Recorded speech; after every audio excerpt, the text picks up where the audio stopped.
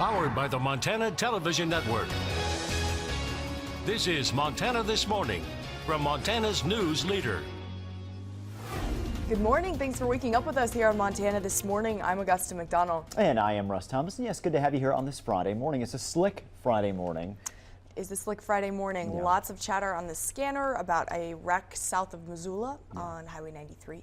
Lots of snow and ice on the roads, and conditions they have not improved. It's been the same story all week. Lots of fender benders, lots of wrecks in town, lots of wrecks on the interstate and the highway. So please drive slowly if you're out and about. And I think that today has the potential to be even worse. And the reason why is one of the things we've seen overnight, and even a little bit to a certain extent this morning, is some of those areas like the Mission, Missoula, Bitterroot Valley have seen some light freezing rain or a mix come down on top of the snow that's on the ground. And now what's going to happen is, in most areas it already has, is we've made that transition back to complete snow once again. And that snow is going to come down heavy for a good portion of the day. I believe we've got some graphics going to come up here. There we go. Temperature 16 in Kalispell, 32 in Missoula, also 32 in Sealy. A little warmer for Hamilton and Polson, 36 and 37 respectively. So again, those numbers, especially head up north, we're seeing that colder, that bitterly cold air starting to filter in through the glacier region. And you look at our precipitation, lots of it out there and a lot more on the way. In fact, the most intense time period of precipitation for west central Montana is going to be from later this morning through the evening and early overnight hours for the Flathead Mission Valley, about 2 to 3 hours behind that. But again, everyone gets that opportunity for heavy snow, and we'll have more on the totals we're expecting in your forecast for New Year's Eve and New Year's Day coming up. Alrighty, thank you, Russ. And in Crime Watch this morning, another drug raid is being reported in Polson. Polson Police Sergeant George Simpson says Flathead Tribal Police, with help from the Polson Police Department and the Lake County Sheriff's Office, executed a search warrant on a Polson home on Wednesday afternoon. Law enforcement found marijuana, meth, heroin, LSD, and numerous items of drug paraphernalia in the home. Those inside at the time are charged with multiple felonies. CSKT and Montana Child Protective Services also removed juveniles from the home. If you deduct more than $10,000 in property and state income taxes on your federal return, that deduction will be capped at that amount next year. That means some taxpayers may want to pay the remainder of their 2017 property taxes by Friday to get that last full deduction. But as MTN's Mike Dennison reports, this change won't affect too many Montanans. Right now, if you pay local or state property and income taxes, you can deduct the entire amount from your federal taxable income. But under the Republican tax bill passed last week, any deduction for the combined amount of both taxes will be capped at $10,000 starting next year. That change is prompting some to pay the second half of their 2017 property tax bill now, instead of the usual due date in May, so they can take the full deduction this year. Lewis and Clark County Treasurer Paulette DeHart says some taxpayers have even asked if they can pay their 2018 property taxes early to get a bigger deduction this year. But she says those taxes aren't even calculated until next summer, so the answer is no. At this point in time, we cannot take any 2018 property tax payments. Yet the average homeowner or taxpayer won't be affected by this change.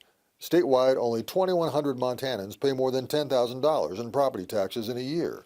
There's probably at least 10 or 20,000 more households whose combined property and state income taxes top $10,000, but is limited mostly to the top income brackets.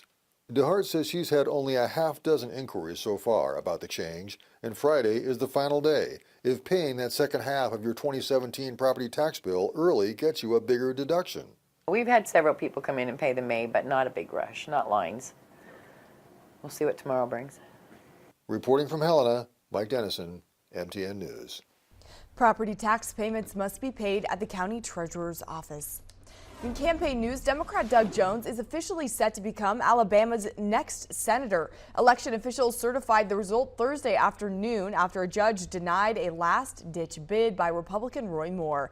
Alabama Secretary of State John Merrill certified the results of the December 12th special election, officially declaring Democrat Doug Jones the winner. Jones defeated Republican Roy Moore by about 22,000 votes. Moore's campaign was crippled by allegations of sexual misconduct involving teenage girls decades ago, which Moore vehemently denied. Merrill says his office received phone calls from Moore supporters asking him to delay certification. Moore filed his own lawsuit on Wednesday, seeking a delay until a full voter fraud investigation could be completed, but a judge dismissed the complaint. Jones will be sworn into the U.S. Senate on January 3rd. Top stories this morning. Cities around the country are bolstering security for New Year's Eve. The biggest celebration is in New York's Times Square, where CBS News' Laura Podesta tells us police plan to mount their largest ever show of force. Unprecedented security measures are coming to Times Square this New Year's Eve. We're putting out more vapor-wake dogs. We're also putting out more observation teams, and we're increasing the size of the detail, the uniform detail, too. An estimated 1 million people will be gathering near 42nd and Broadway to ring in 2018. While it's a big party, it's also a big target. After 2 recent terror attacks, including the truck attack that killed 8 people on Halloween, New York City Mayor Bill de Blasio is reinforcing, if you see something, say something. Any one New Yorker could save countless lives by being vigilant and reporting information to the police.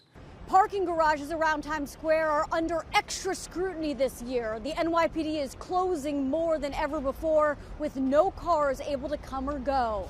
I feel safe. I'm not too worried about it. In Baltimore, officials are putting vehicle restrictions around the Inner Harbor for that city's New Year's Eve spectacular. Safety is paramount. We will have a multi-tiered safety security measures that will be in place.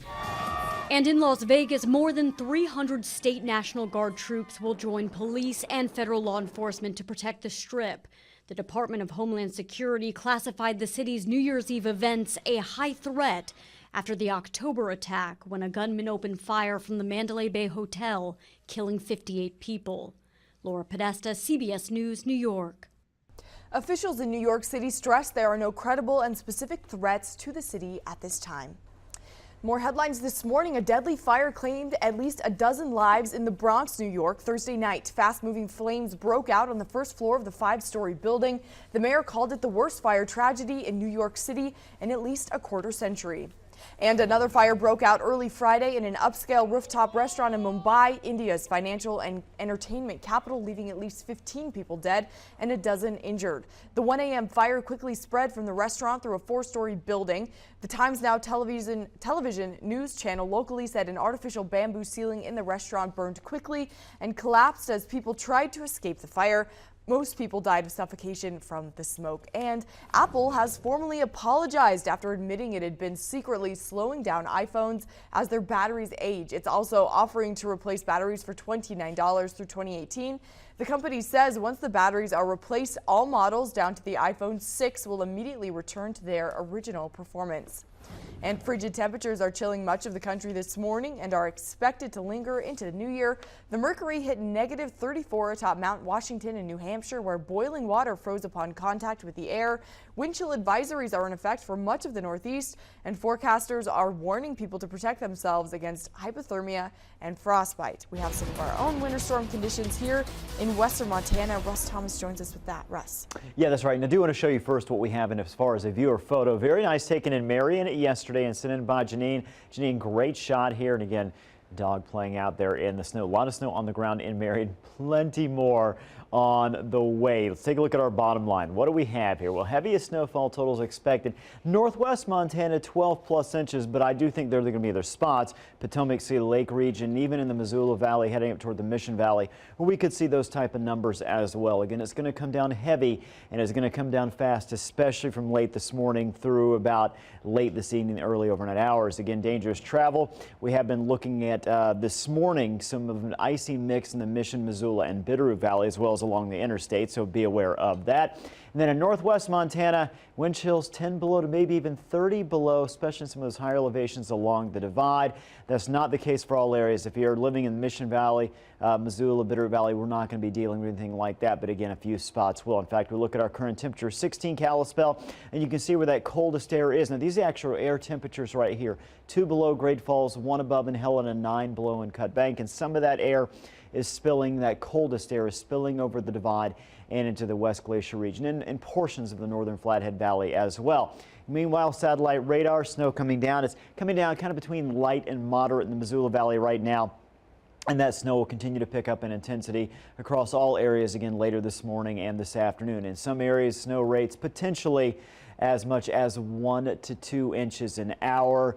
For some, at least a lot of areas, it'll at least be about 1 inch an hour. So it's going to be coming down. More snow showers tomorrow. So in other words, today it's more of a full-on snow, whereas on your Saturday, very likely you'll see snow, but it's going to come more of a off again, on again sort of scenario. High temperatures today, obviously very cold.